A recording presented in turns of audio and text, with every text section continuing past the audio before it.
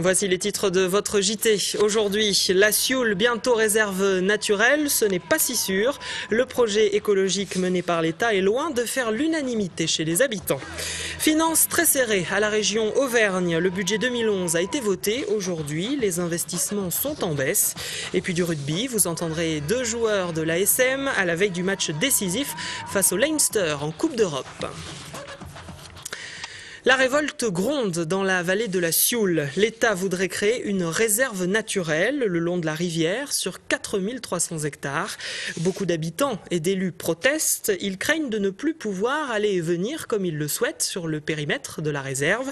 Les mécontents se sont fait entendre hier soir lors d'une réunion publique organisée à Château-Beaufort. Philippe Robert. Le méandre de Cueil, un site remarquable d'Auvergne sur une sinuosité de la Sioule. Un lieu que ces amoureux de la nature souhaitent protéger, une conservation qui pour eux ne doit surtout pas passer par la création d'une réserve naturelle. Le problème de la réserve naturelle, c'est qu'à ce jour, c'est le plus haut niveau de protection environnementale, c'est-à-dire que toutes les activités humaines sont réglementées et ou interdites. Alors nous, ce qu'on dit, c'est que nos parents, nos grands-parents et nous-mêmes, nous n'avons pas dégradé notre environnement, on n'a pas l'intention d'y porter atteinte, donc on n'a pas besoin de venir mettre cette région sous cloche, quoi. 98% des habitants de Cueil sont opposés à la réserve, tout comme les 1000 adhérents de l'association massioule.com, très remontés contre le projet. Le motoclub existe depuis 25 ans, on pratique la moto en toute responsabilité et une réserve peut que nous amener des restrictions ou des interdictions, que ce soit en moto, en quad ou en 4x4. Des opposants qui expriment leurs craintes devant les représentants de l'État, initiateurs du projet. Alors maintenant, vous voulez passer sans payer? Le principe d'une réserve, l'interdiction, c'est la règle, l'autorisation, l'exception. Le débat est houleux et les arguments en faveur de la réserve ont du mal à être acceptés. On trouve des oiseaux qu'on trouve pas nulle part, certaines plantes, par exemple lys martagon, des choses comme ça qu'on trouve qui sont assez rares, quelques espèces de papillons. Mais pour la majorité des 17 maires concernés par le projet, il y a d'autres priorités. Les services publics, par exemple, et puis le traitement, vous l'avez écouté tout à l'heure, le traitement de dossiers de pollution, il faut employer les mots, présents sur le territoire, qui doivent être traités très en amont d'une protection qui apparaît aussi pour les habitants très théorique, parce qu'elle serait peut-être un petit peu commandée par aussi des urbains, il faut employer les mots. Et pour le représentant de l'État, il faudra prendre en compte le souhait de la population. Si la majorité des élus n'en veut pas, à mon avis, elle sera compromise. Bon, je pense. Les prochaines réunions publiques auront lieu à Saint-Priest-des-Champs le 5 janvier, puis à Saint-Angèle le 12. En bref, un mot des soldes d'hiver dont les dates officielles viennent d'être dévoilées par la préfecture. Dans le Puy-de-Dôme, les soldes auront lieu du 12 janvier au 15 février prochain. Les finances, toujours autant un casse-tête pour le Conseil régional d'Auvergne. Les élus ont voté leur budget 2011 aujourd'hui. Principal fait à retenir, les investissements vont baisser de 18 millions d'euros. La gauche rejette la faute sur l'État, ce qui ne manque pas d'agacer l'opposition de droite. Explication Raphaël Poujon. Pour 2011, la région a fait le choix d'un budget en baisse, 18 millions d'euros de moins qu'en 2010, soit un équilibre trouvé autour de 645 millions d'euros. Une diminution qui répond à celle des recettes de la région à cause, selon la gauche, du désengagement de l'État. Conséquence, on rogne sur les investissements, moins 17 millions d'euros. La droite vote contre. Un budget qui réduit l'investissement, c'est un budget qui paralyse la croissance. On le sait aujourd'hui, les entreprises auvergnates ont besoin de la commande publique, ont besoin de cette implication des collectivités territoriales dans l'économie locale. De surcroît, c'est un budget qui ne va pas non plus sur l'essentiel. Je pense au désenclavement de l'Auvergne. Et l'opposition de souligner le refus de René Souchon de financer en partie la ligne à grande vitesse. Les transports se taillent pourtant la part du lion dans ce budget, avec près d'un quart des dépenses des programmes régionaux. Même proportion pour la formation professionnelle ainsi que l'enseignement, les missions premières de la région. Un budget recentré sur les priorités. Pour le président, il était impossible de faire autrement. Les recettes baissent, tout le monde le constate, sauf M. Duglary, et que quand les recettes baissent, on ne peut pas investir plus. Comme je lui ai indiqué hier, il a découvert l'équation qui permet de résoudre la quadrature du cercle financier et il devrait poser sa candidature au prix Nobel de l'économie puisqu'il a résolu quelque chose que personne ne sait résoudre, dépenser plus quand il y a moins d'argent. Et c'est justement ce qui a motivé l'abstention du parti de gauche dans le vote du budget. Selon ses 3 représentants, l'Auvergne et toutes les régions de gauche auraient dû faire le choix d'un budget en déséquilibre. Un choix illégal qu'ils auraient voulu comme un avertissement au gouvernement et qui sera finalement resté lettre morte. Serge Godard va-t-il se présenter aux élections sénatoriales en 2011 ? La rumeur se fait de plus en plus persistante. Le maire de Clermont n'a pas obtenu l'aval des militants du PS, mais il pourrait bien se présenter quand même en dehors du parti. C'est du moins ce que l'on peut déduire de ses propos tenus ce matin chez nos confrères de France Bleu Pays d'Auvergne. Écoutez. Je n'irai pas au Sénat, puisque les militants ne souhaitent pas que j'aille au Sénat, en tout cas pas au titre des socialistes. Les militants ne souhaitent pas. Vous avez dit pas au titre des socialistes, qu'est-ce que ça veut dire?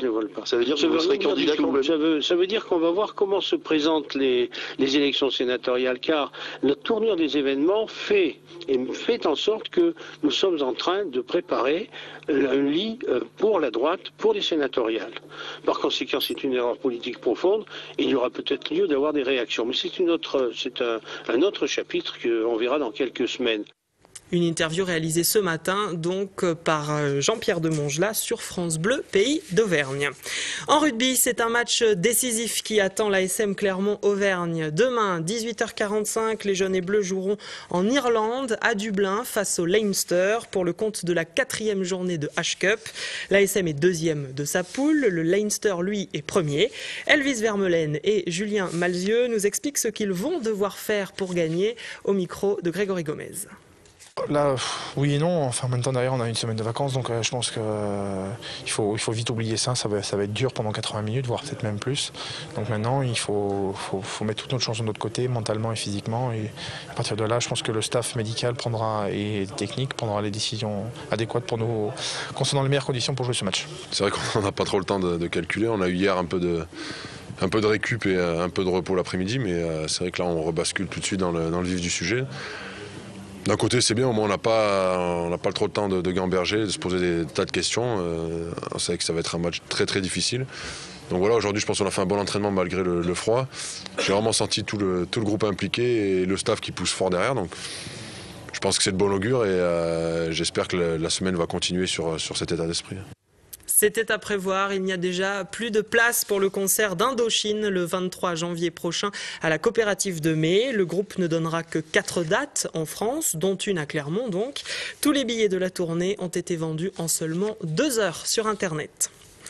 En attendant, le Père Noël, des spectacles de Noël étaient proposés cette semaine aux enfants des différentes crèches de Clermont. La mairie a recruté des comédiens spécialement pour l'occasion. Cet après-midi, par exemple, le spectacle Verdine Circus était donné à la maison de quartier Saint-Jacques pour les enfants de la crèche Galaxie. Émilie Tran et Ariane Monfray. Bonjour, bienvenue à Verdine Circus. Un grand coussin, des lumières tamisées. C'est bon, les petits peuvent se plonger dans le rêve d'Augusta. L'histoire d'une jeune fille qui espère travailler pour le cirque du village, Verdine Circus. Le début d'une aventure où elle croise de nombreux personnages. Richard Cœur de Lion, Monsieur Lapin ou Shabada. Interprétés par 2 comédiens venus de Nevers, Augusta et Maestro savent captiver les moins de 3 ans avec un univers qui leur parle. C'est un peu les mêmes thèmes, on va dire, que pour tous les enfants, mais sauf que là, il faut vraiment adapter à leur niveau, il faut adapter le langage et tout ça. Alors, ça ne veut pas dire qu'il faut non plus faire de la gagatisation, on va dire, mais il faut rentrer dans la poésie, dans des choses simples et belles en même temps. Jeux de lumière, musique, chant, marionnettes, tous les ingrédients sont réunis pour éveiller les bouts de chou. Attentifs, littéralement plongés dans l'histoire, les réactions se sont fait entendre dans la salle, entre rire et fascination. Ils manifestent beaucoup d'émotions. Ils peuvent avoir à un moment envie de rire parce qu'une situation les fait rire et 2 minutes après, la musique augmente, ils ont peur. Donc ils ont énormément d'émotions. Donc c'est pour ça qu'on les laisse libres et c'est aussi très enrichissant et très agréable. Et des fois, on découvre certaines facettes de certains enfants qu'on n'avait jamais vues encore jusque-là. Juste avant les vacances, le spectacle annuel a su plonger les enfants dans l'émerveillement et la magie de Noël. Un premier pas vers la culture, riche d'émotions.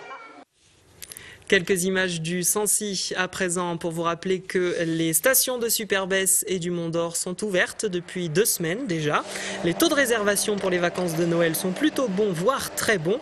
Quant à l'enneigement, à Superbès, 70% du domaine skiable sera ouvert ce week-end avec 70 cm de neige au bas des pistes. Un peu moins de poudreuse au Mont d'Or en revanche avec 55 cm au pied des pistes et seulement 30% du domaine ouvert aux skieurs. Sachez enfin que la liaison entre les 2 stations est fermée ce week-end. Et puis pour la bonne cause, les compagnons d'Emmaüs organisent leur grande vente de Noël ce samedi, le 18 décembre, à la fois sur le site de Puy-Guillaume de 14h30 à 17h30 et sur celui d'Aubière de 10h à 18h. Fin du JT, mais l'information continue sur Clermont Première, à suivre la météo, l'invité du jour et puis le dossier. Toute l'actu locale est aussi en ligne. Retrouvez votre JT sur clermontpremière.com.